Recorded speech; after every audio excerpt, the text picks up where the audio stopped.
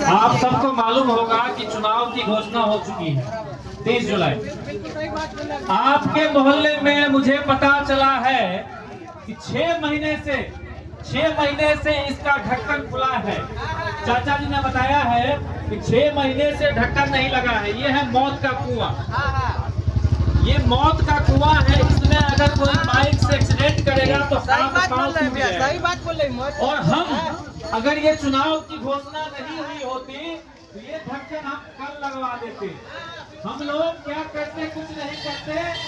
आपको भी कुछ करने की आवश्यकता नहीं है, आपको कुछ करने की आवश्यकता नहीं थी। हम लोगों ने किया है, क्या किया है? हम लोग 4-5 जनसुराज के लोग ऐसे बैठ गए यहीं पे और हमने वो अल्टीमेटम दिया सरकार को कि अगर इसको बंद नहीं करवाइएगा तो हम लोग उठेंगे नहीं। एक दिन के अंदर में ढक्कन लग गया। अब मैं आपसे पूछना चाहता हूँ कि आप लोग सरकार के भरोसे हैं और ये सरकार भगवान भरोसे है, तो भैया सरकार के भरोसे क्यों हैं?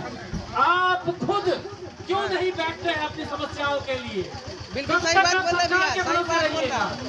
आपको बैठना पड़ेगा, सुनिए, आपको बैठना पड़ेगा। इससे अगर इस मेन हॉल का ये जो सीवर है इसका ढक्कन खुला हुआ है तो आपका बच्चा सबसे पहले इसका शिकार होगा, आपके बच्चे के साथ सबसे पहले दुर्घटना होगा, आपका बच्चा सबसे पहले विकलांग होगा।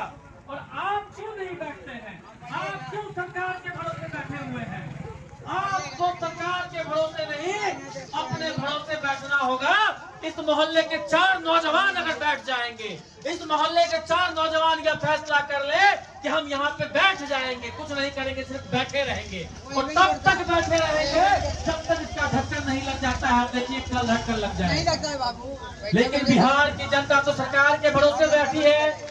इस सरकार का मुख्यमंत्री कौन है? 7वीं फेल अनपढ़ व्यक्ति।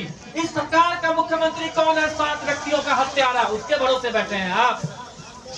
जो हत्यारा है, जो अनपढ़ है, जो हरा गमछा देखकर गोली मारने की बात करता है, जो जात पात देखकर गोली मारने की बात करता है, उसके भरोसे मत बैठिए।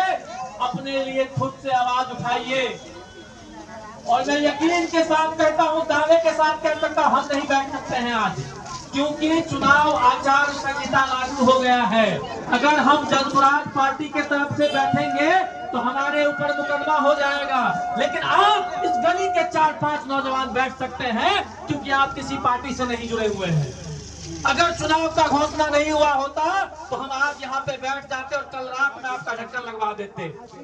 लेकिन आपसे मैं कहना चाहूंगा, आप बैठिए, लड़ना सीखिए अपने अधिकार के लिए। नहीं लड़िएगा तो इसी तरीके से बताइए 6 महीना से नहीं लगा हुआ, कितना दुर्गंध आता होगा।